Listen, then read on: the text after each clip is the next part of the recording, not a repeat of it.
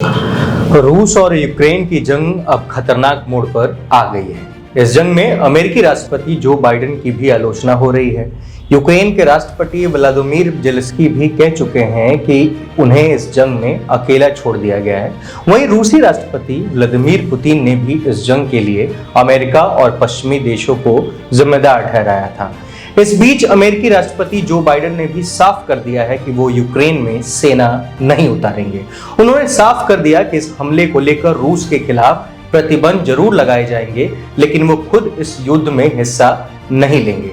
अफगानिस्तान से सेना की वापसी के बाद यूक्रेन में जंग छिड़ने पर बाइडेन को आलोचनाओं का सामना करना पड़ा, लेकिन सच तो ये है कि दूसरे देशों में अपनी सेना उतारने पर अमेरिका को भारी नुकसान उठाना पड़ता है। अमेरिका की ब्राउन यूनिवर्सिटी की कॉस्ट ऑफ वॉर रिपोर्ट के मुताबिक 9/11 के हमले के बाद से अगस्त 2021 तक अमेरिका ने अपने 7,000 से ज्यादा सैनिकों को खो दिया।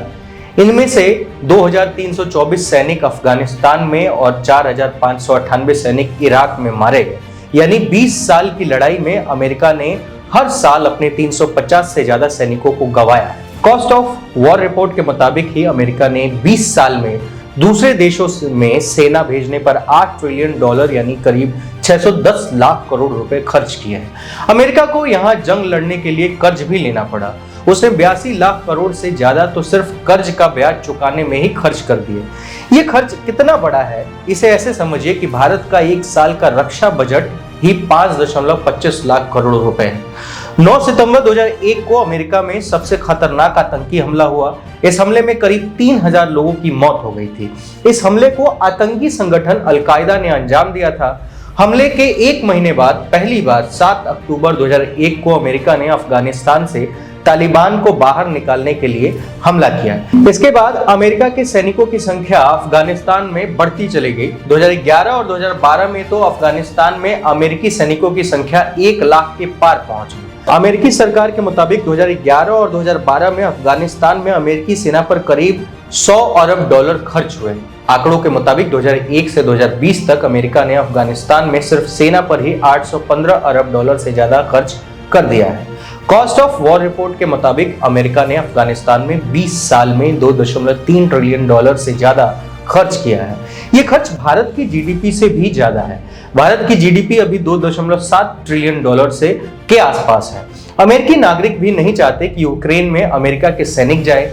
इसी साल 24 से 26 जनवरी के बीच यूगो ने एक सर्वे रिपोर्ट दिया था। इस सर्वे में यूक्रेन पर हमला होने की स्थिति में अमेरिका को क्या नया करना चाहिए, इस पर सवाल किया गया था। सर्वे में 11% लोगों ने बोला था कि अगर यूक्रेन पर रूस हमला करता है तो अमेरिका को अपनी सेना भेजनी चाहिए।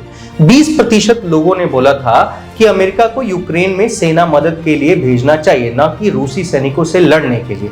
वहीं 11% ने कहा था कि अमेरिका को इस मामले में पढ़ना चाहिए। 24 फरवरी को रूस के राष्ट्रपति पुतिन ने जब यूक्रेन के खिलाफ हमले का ऐलान किया था, तब उन्होंने चेतावनी देते हुए कहा था कि अगर इस लड़ाई में कोई बाहरी बीच में आया तो वह अंजाम होगा जो इससे पहले कभी नहीं देखा था। एक्सपर्ट इस चेतावनी को परमाणु हमले की धमकी से जोड़कर देख रहे हैं। बहरहाल अमेरिका और रूस के बीच वर्चस्व को लेकर हमेशा से तानातानी रहती है। दूसरे विश्व युद्ध के बाद करीब 4 दशकों तक अमेरिका और सोवियत संघ के बीच शीत युद्ध चलता रहा। अगर यूक्रेन के साथ लड़ाई में अमेरिका बीच में आता है तो तीसरा विश्व युद्ध होने के खतरे बढ़ जाते हैं, क्योंकि अमेरिका के आने पर नाटो देश भी इस लड़ाई में शामिल हो जाएंगे। वहीं रूस के साथ चीन और ईरान जैसे देश आ सकते हैं। तो फिलहाल ये पूरा कंक्लूजन था जो हमने आपको बताया है। इस वीडियो में सिर्फ इतना ही। मेरा नाम अनिल शारदा है। आप द पंचायत देख रहे थे। वीडियो की स्क्रिप्ट प्रियांशु ने लिखा है। बहुत बहुत धन्यवाद। द पंचायत को सब्सक्राइब कीजिए और स्वतंत्र पत्रकारिता को आगे बढ़ाइए।